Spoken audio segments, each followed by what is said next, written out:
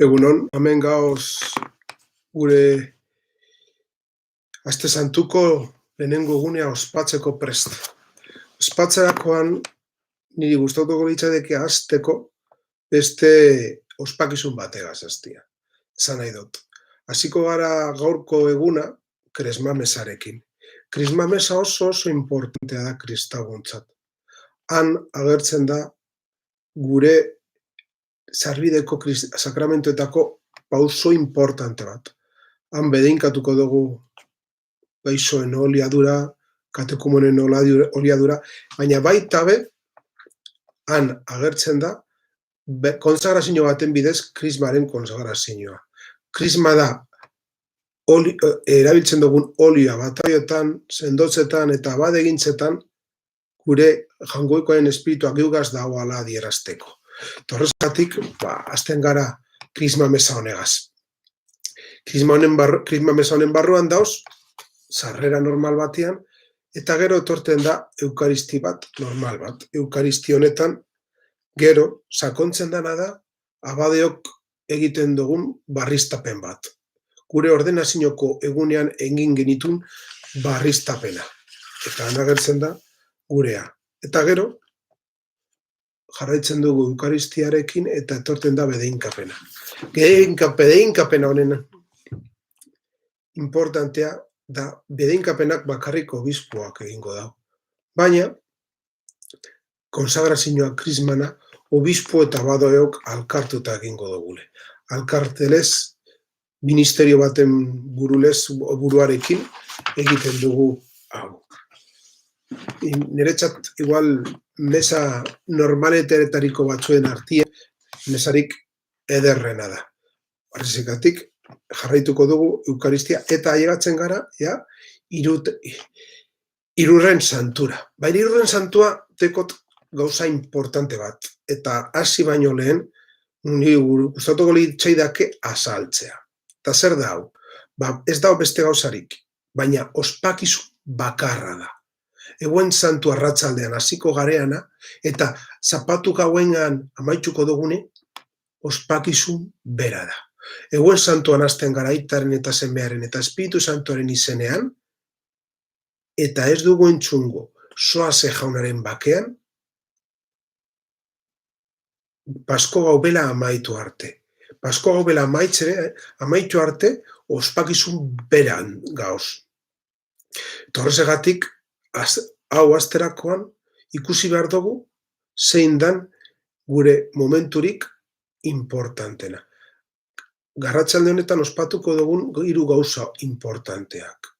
Eukaristiaren eguna, egun horretan Jesusek utzi euskun eukaristia, baita be, abadetzaren eguna, Jesus egun horretan esan euskun egizue haun iroroigarri, abadetza utzi euskun, eta 3. Alkar maitatzeko eguna. Oso importantea da, hau ikustea, hau jakitea. Horrezagatik, hasiko gara gure eukaristia sarrerarekin, sarrera normal bategaz. Egiten du barkamena, betilez, eta garizuman zehar entzunez duguna, osta bere entzuten dugu, aintza. Eta zergatik aintza gaur? Gaur egun handia danez, esan nahi dut, eukaristiaren eguna, abadetzarena eta alkar maitatzeko eguna, aintza besten dugu. Gogoz, eta aintzaren erdien, kanpaiak entzun behar dire. Kanpaiaren esan nahi dau, amen Kristo gorapena dugu. Kristo gaz gagozela. Kristo adierazten dugu kanpaien bidez. Baina, aintza eta gero, etorten da lehenengo otoitza. Eta nire gustatuko litzaidake otoitzau ondo entzutea. Adiegon. Jainko jauna, zure seme bakarrak bere burua heriotzara emon aurretik, betiko itunaren opari barria utzi urtzan euleizari. Haren maitasun agiridan afari santu ospatzeko, batu gaituzu gaur hemen. Egizu, misterio handia ospatzeak, maitasun eta bizi barriz bete gaizala, eta otoitzau. Dekoz, gauza asko ikusteko, eta entzuteko, eta sakontzeko. Baina lehenengoa. Opari barria utze utzan Eleizari. Eleiza hartu dau opari bat. Eta opari lez ospatu behar dugu. Jesusek utzi uzkuna da Eukaristia, oparia. Eta Eleizak, eta hauk Eleizarekin batera, era berean ospatzen dugu. Gero esaten duzku, maitasuna. Maitasuna sakrifizioen moduan. Sakrifizio moduan agertzen dana. Aitzineko testamentutik etorten dana, barrizten dau Jesusek. Barrizten dau maitasuna. Eta maitasuna barrizteko esaten dau, haren maitasuna agiri dana afari santua ospatzeko. Betiko itunaren oparia. Barriztapen dau. Posiblea bada, nik orain hemen ezin dut, baina oso interesgarri izango litzateke, irakurtea testoa. Bai sinoptikotik etorten dana, bai Korintiotarretik etorten dana San Pauloren idatzitik. Gero ikusiko dugu San Pauloren idatzia dau, bigarren irakurrean, eta hori buruz zeo zer esango dut be. Baina hau sakondu behar dugu, gure bizitzetan zehar. Baita be, maitasun gonbidapen bat da. Danok gagoz gonbidatute. Han parte hartzeko. Ez zindogu ahaztu, hau ospakizun bat dala. Eta ospakizunaren zentzua sakontzeko, hemen agertzen da otoitzonetan. Baina ni askotan esaten dodana, eta igual zuetariko batzuk baten entzun dau. Ospatzeko zeo zer, sakrifizio bat egon behar da. Sakrifizio hau da, Jesus maite gaitxuelako araño juten da.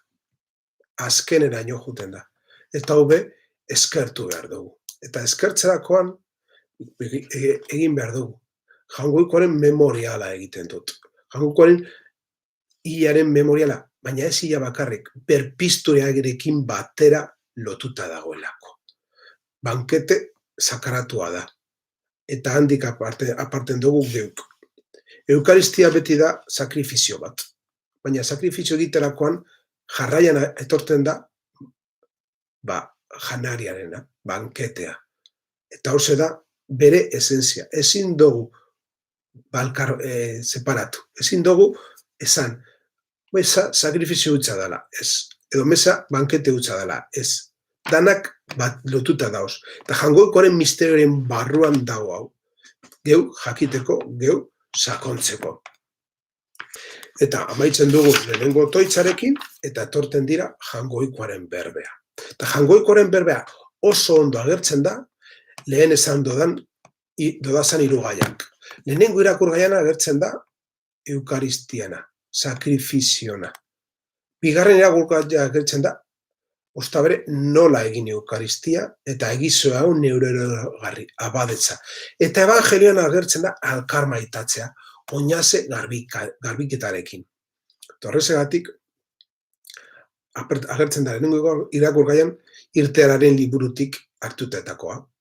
Han agertzen da lehenengo Paskua. Israeldarrok egin eben Paskua Egipton. Eta nola urtero gauza bera ospatu behar da bela. Baina ez gauza berri eta teatroa egin ez.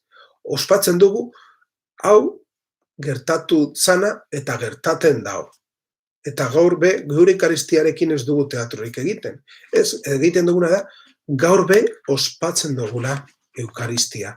Jesusek utzi uzkuna. Bigarren irakurgaian, Korintotarrei egindako gutunetik hartzen dugu. Eta han agertzen da, baita belotuta, bizitza, gurutzea eta berpizkundea.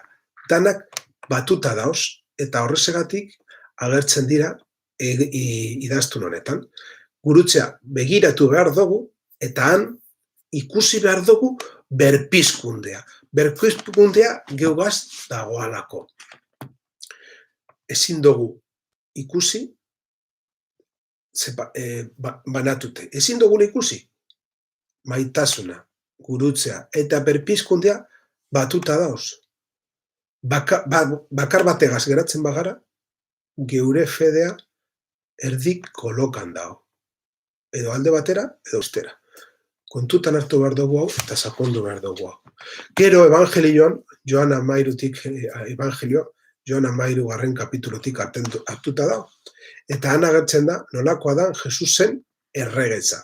Derramu domekan ikusi genduna, amen hitzak ekintzaz bihurtu. Jesucristo eleizaren burulez agertzen da. Eta agertzen da, afari batera gonbidatuta gagozelako, Pasko afari bat da. Eta gaur, era berezi batean, urtien zehar ospatzen duguna, gaur egiten da. Gaur da. Gaur da eguna. Gaur da gure bizitzako eguna. Geur guri tokatzen jaku hau egitea. Eta horrezagatik, gaurko liturgian oso importantea da, hau remarkatzea. Gaur era berezi batean, Eukaristia gaur egiten da. Eta Pasko azentuarekin ikusi behar dugu. Beti beregin da. Beti barriztute. Baina beti barriztute, Jesus berpiztuari begiratu. Evangelioa irakurrita gero, oinase garbiketa etorriko jaku. Oinase garbiketa ez da behar derrigorrezkoa, baina hala eta guztiz ere, nik uste dut oso esanguratsua dela eta egin behar dugule. Adierazteko, bai, itxaretik, ekintzera joaten gareala kristauok. Aurten, gure egoera, koronavirus dela eta ezin dugu hau ospatu. Eskatu duztie, hau ez egiteko. Ez dugu egingo. Baina, jarraituko dugu gure mesarekin. Eta, ara gertzen da, opariaren gaineko otoitza. Egizu jauna, zintxu urreratu gaitezena sakramentu honetara. Gure erospena egiten data. Opare hau gomutagarrilez ospatzen dugun bakoitzean. Baina ospatzen dugun bakoitzean, hau, igual zuentzat ezaguna egiten da. Hau be, entzun dugu, urtean zeharko bigarren domekan, orain dela ja urtarrian edo, eta baita be daukagu Eukaristiaren mesetan ipinite. Hau esan nahi dau, geugaz dagoala. Geugaz dagoala eta bera hartzen dau opari hau. Hartzen dau opari hau gure salbamenerako. Gero etorten da prefazio, lehenengoa, Eukaristiana, sakontzeko esan naia. Eguen santua ez deko prefazio berezirik ez, deko bere prefazioa, Eukaristiana, arruntena. Eukaristia gaur da gauzarik importanteena. Jarraitzen dugu Eukaristiarekin batera, Eukaristia sakontzerakoan ailegatzen gara azkenengo otoitzara. Baina azkenengo otoitzean entzun behar dugu hau era berezi batean. Barkatu, azkenengo otoitza ailegatu baino arinago, konsagrazioan gaur esaten dugu, gaur gau santu honetan Kristo geugaz egondalako. Gau santu honetan. Horrezegatik gaurko ofizioa zenbat eta beranduago ospatu orduan eta hobetu. Gaur ospatzen duguna da afaria. Osta bere bihar, zenbat eta goizago hobeto, Jesus bere azkenengo momentuak arratsaldeko 3 edo 3 aldean ospatu ebaneta. Baina joango gara ja azkenengo otoitzara eta ikusiko dugu. Jainko al guztiduna, hemen ospatu dugun zure semearen afaria. Barriztau gaituzu, egizu hemen egunen baten haren erreinuko mahaian ase gaitezela. Hau zer esan nahi da. Entzun behar dugu eta ikusi behar dugu. Eta Jesusegaz otoitz bat egiten dugu. Normalean, otoitz hau egin eta gero, abestuz, intsensoarekin, monumentora junkinean. Aurten ez dugu egingo. Aurten, posiblea da gure etxean, isiltasunean, dastatu otoitz hau. Osta bere irakurriko dut. Jainkoa guztiona. Hemen espeto dugun zure semearen afarian. Jesu Kristoren afarian geuk berarekin ospatu dugu. Barriztu gaituzu. Hau da eskatzen duguna, gure bihotza barriztatzea. Eta egizu, egunen baten, Haren erreinuko mahaian hase gaitezala. Haren erreinuko mahaian hase gaitezala. Bera, etorri arte edo joan arte, egunero ospatuko dugu Jesukristoren Eukaristia. Hauxe da, gaurko egunaren esanahia. Isiltasunean amaitzen dugu hau, niretzat oso izanguratsua dela, isiltasunean amaitzea, gure egoera nahiko gatza dalako. Isiltasunean otoitz egiten, munduaren aldeko otoitza egiten, gizakiaren aldeko otoitza egiten, gure senideen aldeko otoitza egiten. Segurazki zuetariko askok ezagozi senideekin. Preokupata egongo zarie. Baina eta guztiz ere, isiltasunean be, Jesusek agertzen da. Jesus agertzen da geure bizitzan, geugaz egoteko eta geugaz bizitzeko. Espero hau zurein interesa izan daitela, eta hemen dago txat bat, nahi baduzue galdera baten bat egin, egizu. Edo bestela, utziko dugu hau, eta bihar ordu berean, edukiko dugu Bariku Santuko azalpena. Gustatzen baiatzue, ederto. Gustatzen baiatzue, sentitzen dut. Deudana, emotzen dut. Mila esker.